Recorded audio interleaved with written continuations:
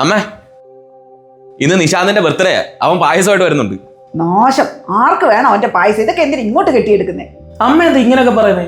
അയാളൊരു പാവം പിടിച്ച മനുഷ്യനല്ലേ. അമ്മയ്ക്ക് എന്താ ഇത്ര ദേഷ്യം? എടാ, നിനക്കെന്താ പറഞ്ഞാൽ മനസ്സിലാകത്തെ?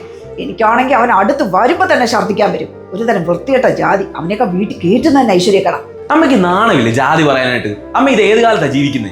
ദേ അർജുനെ, ഈ വീടിനൊരു ചിട്ടയുണ്ട്. അത് നിന്റെ അച്ഛൻ ഉള്ളപ്പോ തൊട്ട് അങ്ങനെയാ. എന്നെ എങ്ങാണം ധിക്കരിച്ച് നീ അവനെ എങ്ങാണം ഇങ്ങോട്ട് കൊണ്ടുവരാനാ പുറപ്പാടാണെങ്കിൽ ഇതേ ചാണോളം കലക്കി ഞാൻ മൂന്നൊക്കെ ഒഴിച്ചു കൊടുക്കും. എന്റെ അമ്മ ഒന്ന് പതുക്കെ പറ. ഈ വന്ന കാലത്ത് ഇതൊക്കെ ആരാ നോക്കുന്നത്? അവനെങ്ങാനും വന്നു കഴിഞ്ഞാൽ ഞാൻ കേൾക്കും. കേട്ടാ എനിക്കെന്താടാ? അവന്റെ അച്ഛനുള്ളപ്പോ പോലും ആ ഗേറ്റിന്റെ വെളിയിലേ നിൽക്കാറുള്ളൂ. അന്നേരത്തേക്കാ അവൻ പായസം എടുത്തോണ്ട് വരുന്നത്.